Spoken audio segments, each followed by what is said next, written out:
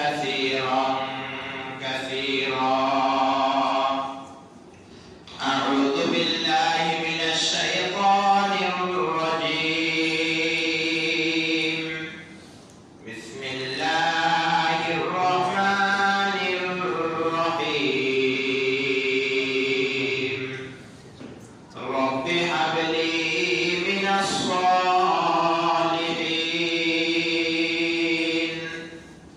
فبشرناه بغلام حليم. فلما بلغ معه السعي قال يا بني إني أرى في المنام أني أذبحك فانظر ماذا ترى. قال يا أبت افعل ما تؤمر ستجدني إن شاء الله من الصابرين.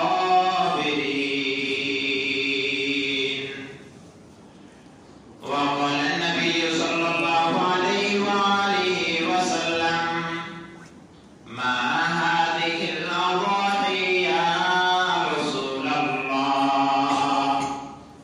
قال سنة أبيكم إبراهيم. قالوا فما لنا فيها يا رسول الله؟ أو كما قال عليه الصلاة والسلام. اللهم صل على محمد وعلى آل محمد كما صليت على إبراهيم وعلى آل إبراهيم إنك حميد مجيد. اللهم بارك على محمد وعلى آل محمد كما باركت على إبراهيم وعلى آل إبراهيم إنك حميد مجيد. اللهم بارك على محمد وعلى آل محمد كما باركت على إبراهيم وعلى آل إبراهيم إنك حميد مجيد. আলহামদুলিল্লাহ, মহান রব্বুল আলামিনের দরবারে অসংখ্য অগণিত শুকর যে মহান রব্বুল আলামিন আজকে দিলকদের শেষ জুমা শুক্রবার আমাকে আর আপনাকে মসজিদে আসার বসার কিছু কথা শোনার তৌফিক দিয়েছেন। এই জন্য একবার শুকর আদায় করে আলহামদুলিল্লাহ। দরুদ সালাম আকায়ে নামদার জনাব হযরত মুহাম্মদ সাল্লাল্লাহু আলাইহি ওয়াসাল্লামের উপর। জিলকদ মাস শেষের দিকে খুবই গুরুত্বপূর্ণ বরকতপূর্ণ একটি মাস। শেষের দিকে আজকে জিলকদ মাসের 29 তারিখ, আগামীকালকে জিলকদ মাসের 30 তারিখ, যদি চাপ না ওঠে তাহলে 30 তারিখ। যাই হোক, জিলকদ মাস শেষ, আগামী সামনের যে মাস আসছে আমার আপনার সামনে সেটা হচ্ছে জিলহজ মাস। জিলহজ মাস খুবই গুরুত্বপূর্ণ একটি মাস, তাৎপর্যপূর্ণ একটি মাস, বরকতপূর্ণ একটি মাস। এই মাসের কিছু গুরুত্বপূর্ণ ইবাদত আছে,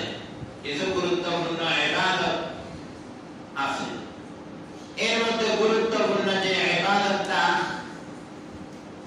সেটা হচ্ছে কোরবান। ঈদুল আযহা, কোরবানের ঈদ, কোরবানি করা। আজকে আমরা কোরবানের কিছু ফজিলত এবং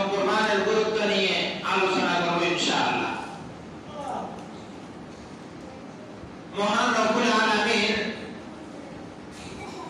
যুগে যুগে বান্দার প্রিয় জিনিসটা, প্রিয় বস্তুটা কুরবান করার জন্য আল্লাহ তাআলা আদেশ করেছেন। সবচেয়ে প্রিয় বস্তু যেটা, সেটা যদি আল্লাহর রাস্তায় দান করা হয়, আল্লাহর রাস্তায় খরচ করা হয়, আল্লাহ তাআলা এর প্রতিদান সওয়াবটাও বেশি দেন, এর আজরটা প্রতিদানটাও কি দেন? বেশি দেন। আল্লাহ তাআলার দরবারে এর দামটাও বেশি। যে যার যত প্রিয় জিনিস আল্লাহর রাস্তায় খরচ করতে পারবে, তার ফজিলত, তার দান, তার বরকত আল্লাহ তাআলার পক্ষ থেকে অনেক বেশি। এজন্য কোরবানির খুবই গুরুত্ব এবং তাৎপর্য রয়েছে। আমরা তো শুধু মনে করি কোরবানি আসছে, আমরা একটা গরু জবাই করলাম, এরপর আমরা ঈদের নামাজ পড়লাম, আমরা গোশত খাইলাম না। এটার মধ্যে কোরবানি কিন্তু সীমাবদ্ধ না।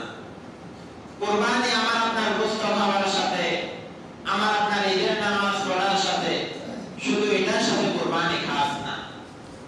রব্বুল আলামিন বলেন, লা ইয়ানালুল্লাহা লুহুমুহা ওয়ালা দিমাউহা ওয়ালাকিন ইয়ানালুহু তাকওয়া মিনকুম। সবাই বলে সুবহানাল্লাহ। রব্বুল আলামিন বলেন, লা ইয়ানালুল্লাহা লুহুমুহা ওয়ালা দিমাউহা ওয়ালাকিন ইয়ানালুহু তাকওয়া মিনকুম। আমি রব্বুল আলামিনের আরশ পর্যন্ত, আমি আল্লাহ রব্বুল আলামিনের নিকট তোমাদের পশুর রক্ত, মাংস, পশু কেমন কিছুই আমার দরবারে পৌঁছে না। ওয়ালাকিন ইয়ানালুহু তাকওয়া মিনকুম। তোমার কলবের মধ্যে কি আছে, তোমার অন্তরের মধ্যে কি আছে, এটাই শুধু আমি রব্বুল আলামিনের দরবারে পৌঁছে। সুবহানাল্লাহ।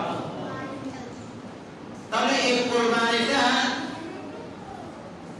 কোরবান অর্থাৎ উৎসর্গ করা, উৎসর্গ করা, প্রিয় বস্তু যেটা, এটা আল্লাহর রাস্তায় কি করা? উৎসর্গ করে দাও।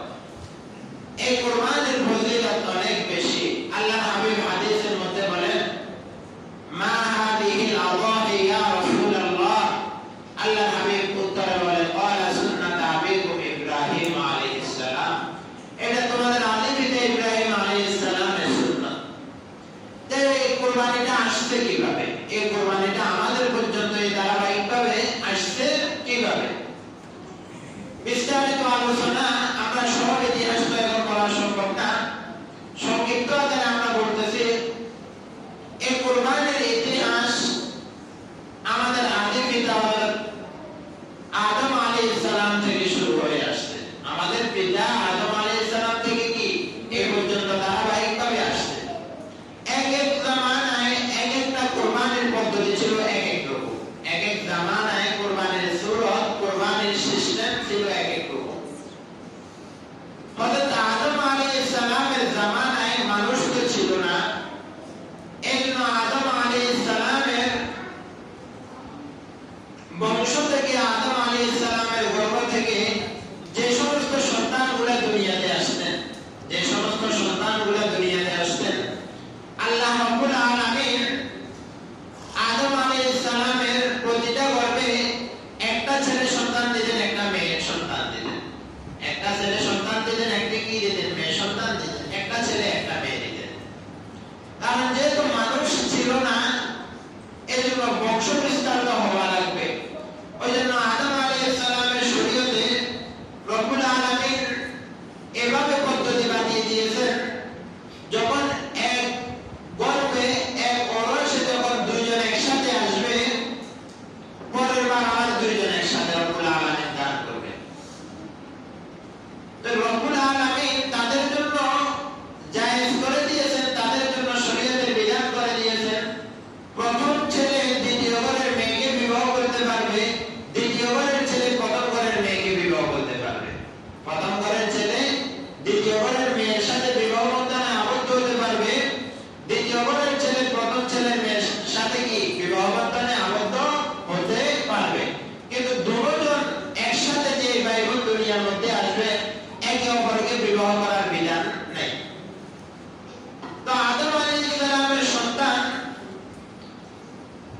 প্রথম করে যে মেয়ে আর দ্বিতীয় করে যে মেয়ে আসছে, আমরা বিস্তারিত আলোচনা করব না। আমরা সবাই জানি এদের প্রথম করে যে মেয়ে আর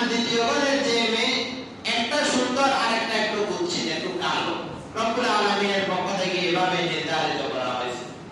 প্রথম ঘরের মেয়েটা হচ্ছে সুন্দর, দ্বিতীয় ঘরের মেয়েটা হচ্ছে একটু কালো। এই জন্য শরীয়ত অনুযায়ী আদম আলাইহিস সালামের শরীয়ত অনুযায়ী কথা হচ্ছে প্রথম ঘরের ছেলে দ্বিতীয় ঘরের মেয়েকে বিবাহ করবে, দ্বিতীয় ঘরের ছেলে প্রথম ঘরের মেয়েকে বিবাহ করবে। কিন্তু প্রথম ঘরের ছেলে তিনি বলে না, আমি দ্বিতীয় ঘরের মেয়েকে বিবাহ করব না, আমি আমার সাথে যাকে আসবে আমি তাকে বিবাহ করব।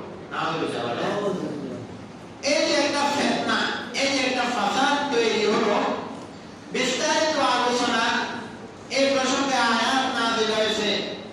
যাই হোক, তারা এই ফিতনার পরে হাবিল কাবিলের যে ফিতনা, ওই যে ওইখান থেকে যে এক ভাই অপর ভাইকে হত্যা করছে, এক ভাই অপর ভাইকে আক্রমণ করছে, তার ধারাবাহিকতায় এখন পর্যন্ত দুনিয়ার মধ্যে যত প্রকারের ফিতনা ফাসাদ হবে, যত প্রকারের ফিতনা ফাসাদ দুনিয়ার মধ্যে সৃষ্টি হবে, ওই যে আদম আলাইহিস সালামের জামানায় এই তার আদম আলাইহিস সালামের সন্তান হত্যা করার কারণে এখনো যদি ওই সিলসিলায় কেউ হত্যা করে, তাহলে তার আমলনামার মধ্যে কিন্তু একটা গুনার ভাগ চলে যাবে। তাহলে তার আমলনামার মধ্যে কি একটা গুনার ভাগ চলে যাবে। খুব সতর্ক। এই জন্য আমরা এমন কোনো কাজ সমাজের মধ্যে প্রতিষ্ঠিত করব না, এমন কোনো কাজ সমাজের মধ্যে জারি করব না যে আমার এই কাজটা গুনার কাজ, এবং আমার এই গুনার কাজটা চালু করার জন্য পরবর্তী যে প্রজন্ম আসবে তারাও এটাকে ধারাবাহিকভাবে চালু করার জন্য চেষ্টা করবে। তাহলে আমি চালু করার কারণে যে পরিমাণ গুনাহ আমার আমলনামার মধ্যে আসছে, পরবর্তীতে আমার এই কাজটাকে যারা চালু রাখবে তাদের তো গুনাহ হবে, তাদের থেকে একটা ভাগ কিন্তু আমিও পেয়ে যাব। এই জন্য এমন গুনার কাজ করব না, এমন কাজ সমাজের মধ্যে প্রতিষ্ঠিত করার চেষ্টা করব না যার দ্বারা পরবর্তী যে প্রজন্ম আসবে আমার পরে, এরা যেন আমার কাজটাকে অনুসরণ না করে আমার আমলনামার মধ্যে গুনাহ যেন না হয়। বরং এমন কাজ চালু করতে হবে যে আমি এমন একটা ভালো কাজ চালু করে গেছি যে আমার পরবর্তী যে প্রজন্ম আসবে এরা ভালো কাজটা করবে, আমার আমলনামার মধ্যে নেকি আসবে ইনশাআল্লাহ। যাই হোক, এই ধারাবাহিকতা আদম আলাইহিস সালাম শেষ পর্যন্ত দুই ভাইকে ওয়াদা করলো যে তোমরা দুজন আল্লাহর জন্য কুরবানি করো, তোমাদের কুরবানি যার কুরবানি রব্বুল আলামিন কবুল করবে সে বিবাহ করবে। এখন হাবিল এবং কাবিল উভয় কুরবানি করেছে, আমরা জানি বিস্তারিত ঘটনা। একজনের শস্য দান আল্লাহর রাস্তায় দান করছে, একজন একটা দুম্বা আল্লাহর রাস্তায় দান করছে। রব্বুল আলামিন ওই দুম্বাটা আসমান থেকে আগুন এসে এটাকে জ্বালিয়ে ফেলছে। এক এক সময়ের কুরবানি এক এক পদ্ধতি ছিল। এখন পরবর্তীতে তারা ভাই ভাই ঝামেলা করছে যে বলতেছিলাম কুরবানিটা রব্বুল আলামিনের পক্ষ থেকে, কুরবানিটা রব্বুল আলামিনের পক্ষ থেকে একমাত্র রব্বুল আলামিন এর সন্তুষ্টির জন্য কুরবানি করতে হবে। রব্বুল আলামিনের সন্তুষ্টির জন্য কি করতে হবে? কুরবানি করতে হবে। তার ধারাবাহিকতায় চলে আসছে কুরবানির ইতিহাস। আমাদের ইব্রাহিম আলাইহিস সালাম যে ধারাবাহিকতায় আজকে আমরা কুরবানি করি, ইব্রাহিম আলাইহিস সালামের ধারাবাহিকতায় যে আজকে আমরা কুরবানি করি, দেখেন কুরবানিটা শুধু মানুষ দেখানোর জন্য যদি কুরবানি করি, মানুষের সন্তুষ্টির জন্য যদি কুরবানি করি, তাহলে দেখেন ইব্রাহিম আলাইহিস সালামের কুরবানিটা কেমন ছিল, এখন আমাদের বর্তমানে আমাদের কুরবানিটা কেমন। ইব্রাহিম আলাইহিস সালাম একেবারে বৃদ্ধ বয়স, ছেলে সন্তান নেই ইব্রাহিম আলাইহিস সালামের। ইতিহাসের কিতাবগুলোর মধ্যে পাওয়া যায় ইব্রাহিম আলাইহিস সালামের বয়স প্রায় 110, 112, স্ত্রীর বয়স 99, 86 বছর, এরকম রিওয়ায়াত পাওয়া যায় যে কোনো ছেলে সন্তান নেই। ইব্রাহিম আলাইহিস সালামের কোনো কি নেই, ছেলে সন্তান দুনিয়ার মধ্যে আসে নাই। ইব্রাহিম আলাইহিস সালাম আল্লাহর কাছে দোয়া করতেছে, রব্বি হাবলি মিনাস সালিহিন, রব্বি হাবলি মিনাস সালিহিন। আল্লাহ আমাকে একটা নেককার সন্তান দান করেন, আল্লাহ আমাকে একটা নেককার সন্তান দান করেন। এই জন্য যাদের ছেলে মেয়ে হয় না, যাদের ছেলে মেয়ে হয় না, ছেলে মেয়ে দেওয়ার মালিক কে ভাই? সবাই একটু আওয়াজ দিতে হবে, ছেলে মেয়ে দেওয়ার মালিক কে? না দেওয়ার মালিক কে? এক কথায় দেওয়ার মালিকও আল্লাহ, না দেওয়ার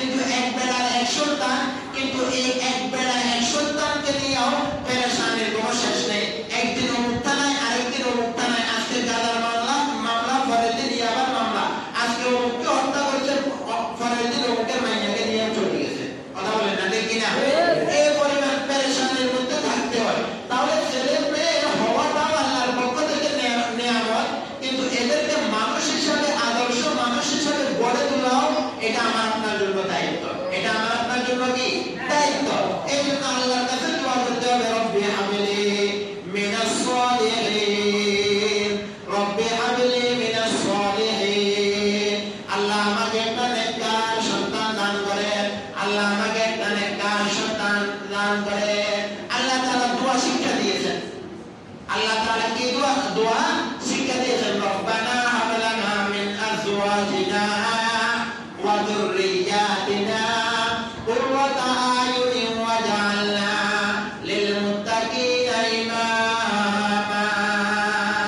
অনেকে বলে হুজুর ভালো মেয়ে তালাশ করে পাই না, ভালো স্ত্রী তালাশ করে পাই না, ভালো সন্তান দুনিয়ার মধ্যে পাই না, কিন্তু রব্বুল আলামিন দোয়া শিক্ষা দিয়েছেন, রব্বি হাবলি মিনাস সালিহিন, রব্বানা হাব লানা মিন আজওয়াজিনা ওয়া যুররিয়াতিনা কুররাতা আয়ুনিন ওয়াজআলনা লিল মুত্তাকিনা ইমামা।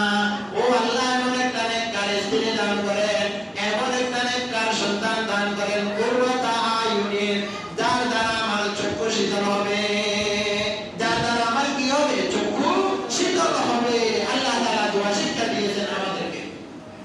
তাহলে বলতেছিলাম ছেলে মেয়ে দেওয়ার মালিক হচ্ছে কে ভাই?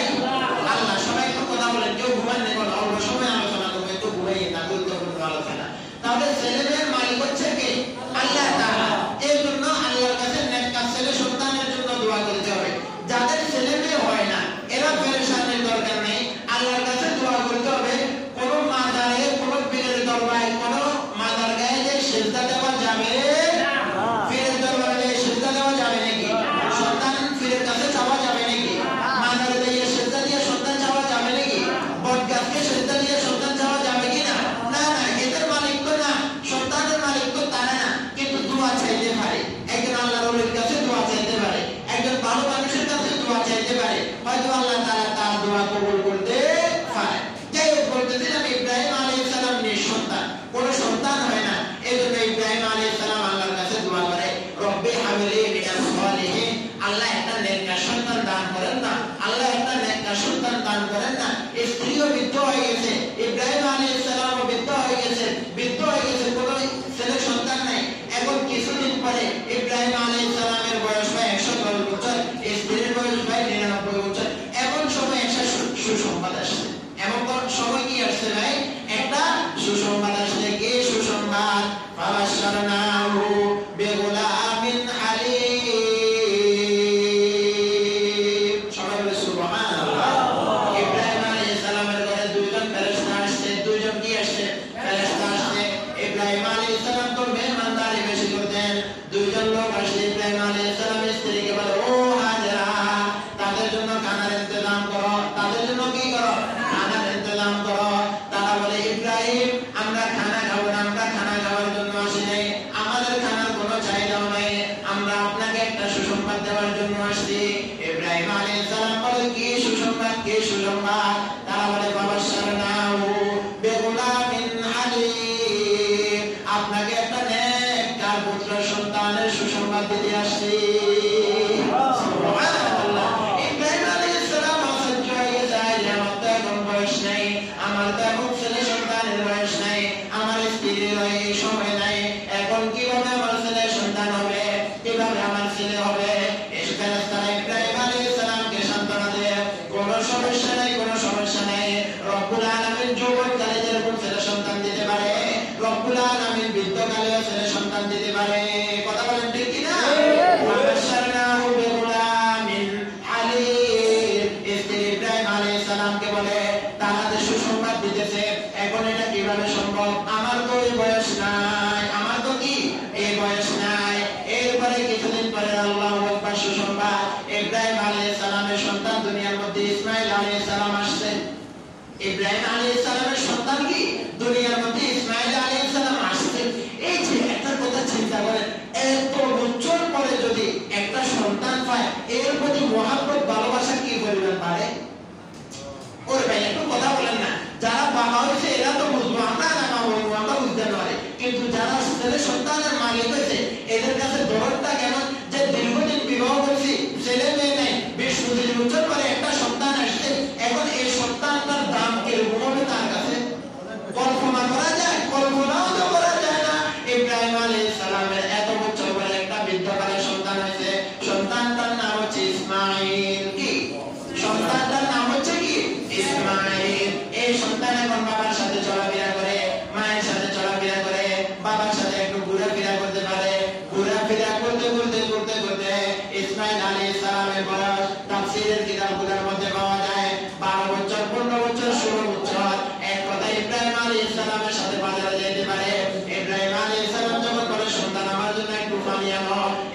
ইব্রাহিম আলাইহিস সালামের জন্য একটু পানি আনে, অর্থাৎ বাবার সাথে হাঁটা চলেওয়ালা সন্তান তার সাথে হয়েছে। তাহলে সন্তানের প্রতি মহব্বতটা তখন আরো বাড়তি হয়ে যায় না? যখন বাবার সাথে একটু কথা বলে, বাবার সাথে একটু দোকানে যায়, বাবার সাথে কাজের একটু সহযোগিতা করে, এখন সন্তানের প্রতি মহব্বত ভালোবাসাটা কি আরো বাড়তি হয়ে যায়। ইব্রাহিম আলাইহিস সালামের আনন্দের কোনো শেষ নাই, খুশির কোনো শেষ নাই। হাজরা আলাইহিস সালামের আনন্দের কোনো শেষ নাই, খুশির কোনো শেষ নাই। সন্তান চলাফেরা করতে পারে, আব্বু বলে ডাকতে পারে, আম্মু বলে ডাকতে পারে। এমন সময় আল্লাহু আকবার, ইব্রাহিম আলাইহিস সালামকে আল্লাহ তাআলা স্বপ্নে দেখায়। সবাই মনোযোগ আছে? আল্লাহু আকবার বলে, আল্লাহু আকবার, একটু জোরে বলে আল্লাহু আকবার। ইব্রাহিম আলাইহিস সালামকে আল্লাহ তাআলা স্বপ্নে দেখায়। এই স্বপ্নে দেখায়, ও ইব্রাহিম, তুমি তোমার আদরের সন্তানকে কুরবান করো। আল্লাহ কি কয়? ইব্রাহিম আলাইহিস সালামকে আল্লাহ তাআলা স্বপ্নে দেখায়, ইব্রাহিম, আদরের বস্তু যেটা তুমি সেটাকে কুরবান করো। একদিন, দুই দিন, তিন দিন এভাবে স্বপ্নে দেখাইতেছে। ইব্রাহিম আলাইহিস সালাম হায়রে পেরেশান পেরেশান, আমার আদরের জিনিস দুনিয়ার মধ্যে আর কিছু নাই আমার ইসমাইল থেকে, আমার মুহাব্বতের জিনিস দুনিয়ার মধ্যে কিছু নাই আমার ইসমাইল থেকে। এখন ইব্রাহিম আলাইহিস সালাম তো নবী, নবীদের স্বপ্ন কোনোদিন মিথ্যা হতে পারে না।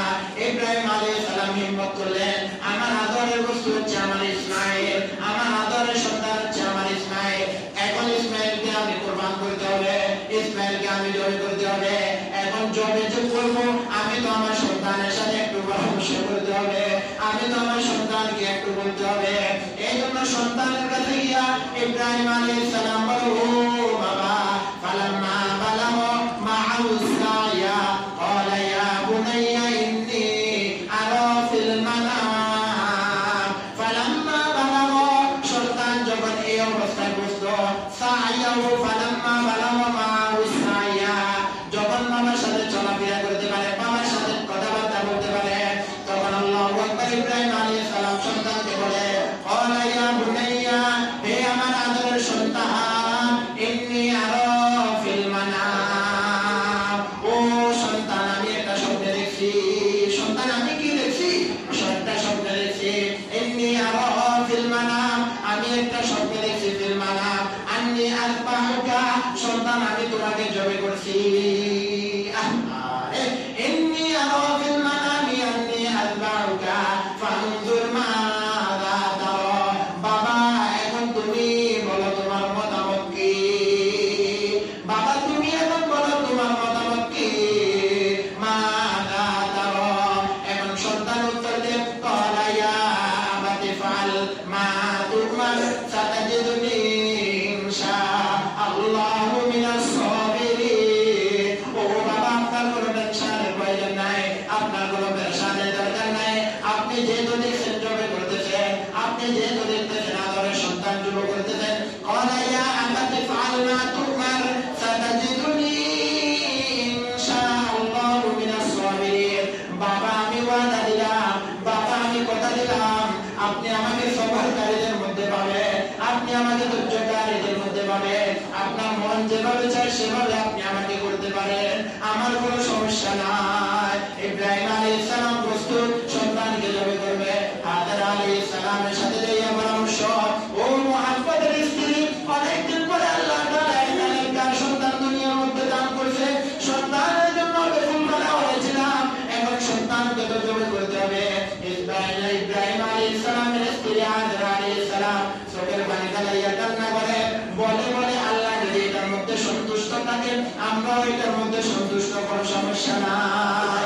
হাজরা আলাইহিস সালামকে ইব্রাহিম আলাইহিস সালাম বলে, সন্তানকে এখন জবাই করতে হবে, কুরবান করতে হবে, তুমি তোমার সন্তানকে আদর যত্ন করে বিদায় দিয়ে দাও। আদর যত্ন করে কি করে দাও?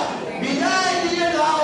ইব্রাহিম আলাইহিস সালাম সন্তানকে আল্লাহু আকবার মায়ের আদর যত্ন নিয়া মিনার দিকে রওনা দেয়, মিনার দিকে রওনা দেয়। শয়তান তখন কত প্রকারের আল্লাহু আকবার পেরেশানির মধ্যে ফেলায়। বিস্তারিত ঘটনা, ইব্রাহিম আলাইহিস সালাম সন্তানকে নিয়ে যায়, ইসমাইল আলাইহিস সালামকে মিনা ময়দানে নিয়ে যায় জবাই করার জন্য। এখন ইসমাইল আলাইহিস সালাম বাবাকে বলে, বাবা, আপনি তো আমাকে জবাই করবেন, আমার কোনো পেরেশানি নাই, আপনি আমাকে জবাই করবেন, আমার কোনো টেনশন নাই, তবে বাবা, মানুষকে জবাই করার সময় তো আপনি শরীরে কষ্ট হতে পারে, আপনি আমাকে জবে করার সময় আপনার একটু কষ্ট হতে পারে। এই জন্য বাবা আপনি আমার হাত দুইটা একটু শক্ত করে বেঁধে নেন, আপনি আমার চক্ষু দুইটা একটু শক্ত করে বেঁধে নেন, আমার পা মুবারক একটু শক্ত করে বেঁধে নেন। কেন আমার হাত মুবারক বাঁধবেন? কেন আমার পা মুবারক বাঁধবেন? কেন আমার চক্ষু মুবারক বাঁধবেন? বাবা যখন আপনি ছুরি চালাইবেন তখন আমার চক্ষু আর আপনার চক্ষু যখন এক বরাবর হয়ে যাবে, হয়তো আপনার অন্তরে ছেলের প্রতি একটু মহাব্বত চলে আসতে পারে, মহাব্বত আসলে আপনি আল্লাহর হুকুম পালন করতে পারবেন না। ও বাবা আপনি যদি আমার হাত না বাঁধেন হয়তো আমি একটু নড়াচড়া করবো, আপনার গায়ের মধ্যে আঘাত লাগতে পারে। আপনি যদি পাও মুবারক না বাঁধেন, আমার পাও আমার ব্যথা বেদনার কারণে পাও একটু নড়াচড়া করবো, আপনার গায়ে আঘাত লাগতে পারে। বাবা আমি কোনোদিন এটা সহ্য করতে পারবো না। আর তবে মনে রাখবেন বাবা, আপনি আমার শরীর থেকে কাপড় গুলাও সরাইয়া দেন, যদি আমার শরীরের মধ্যে আল্লাহু আকবার কাপড়ের মধ্যে একটু রক্ত লাগে, আমার মায়ের যদি এই কাপড়টা লেগে আমার মা কিন্তু সহ্য করতে পারবো না। ও বাবা বলতেছিলাম ইব্রাহিম আলাইহিস সালামের আদরের সন্তান ইসমাঈলকে জবে করার জন্য যখন ইব্রাহিম আলাইহিস সালাম পরিপূর্ণ প্রস্তুত একেবারে জবে করতেছে, আসমান জমিন নড়াচড়া শুরু করতেছে, ফেরেশতারা রব্বুল আলামিনের দরবারে তাসবিহ পড়া শুরু করেছেন, ফেরেশতারা রব্বুল আলামিনের দরবারে ইস্তিগফার করা শুরু করেছে আর বলতেছে ও কাবার মালিক আল্লাহ, আপনি এই বয়সে বৃদ্ধ অবস্থায় এই কাবার কিসের পরীক্ষা করতেছেন?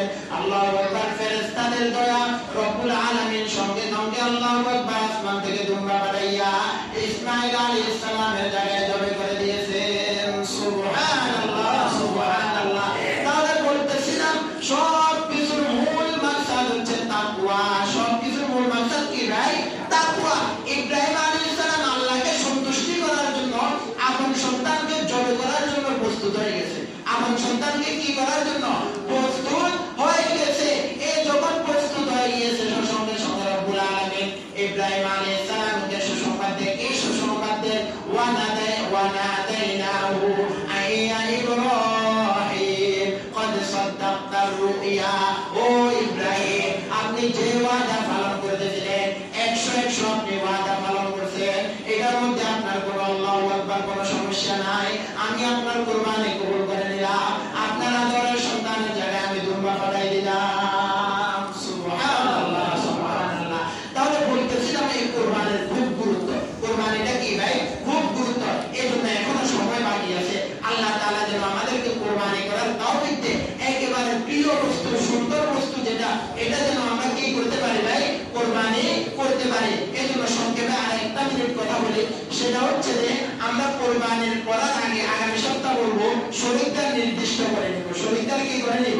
নির্ধারিত করে নিব, একবার নিয়মকে ঠিক করে নিব। আর আগামীকালকে থেকে যে আমলগুলো করবো আমরা হচ্ছে যে জিলহজ মাসের খুব গুরুত্বপূর্ণ। জিলহজ মাস হচ্ছে কি খুব গুরুত্বপূর্ণ। এই রোজাগুলা, এই 9টা রোজা খুব দামি। আমরা যারা পারি এই রোজাগুলা কি রাখবো। আর যারা আমরা আল্লাহ হাবিব বলছে যারা এই 9 দিনের মধ্যে চুল মুখ ইত্যাদি এগুলা কাটবে না, তারাও একটা মাকবুল কুরবানির সওয়াব পাবে। মাকবুল কুরবানির কি পাবে? সওয়াব পাবে। এই জন্য আমরা যারা এখনো কাটতে পারি না, আমরা যদি সম্ভব হয় কেটে নেব। এই 9 দিন আমরা কি করবো না? কাটবো না। 10 দিনের রোজাগুলা রাখার চেষ্টা করবো ইনশাআল্লাহ। আগামী সপ্তাহে কুরবানির ফাদাইল মাসাইল নিয়ে আল্লাহ যদি তৌফিক দেয় আলোচনা করবো। ওয়া আখির দাওয়ানা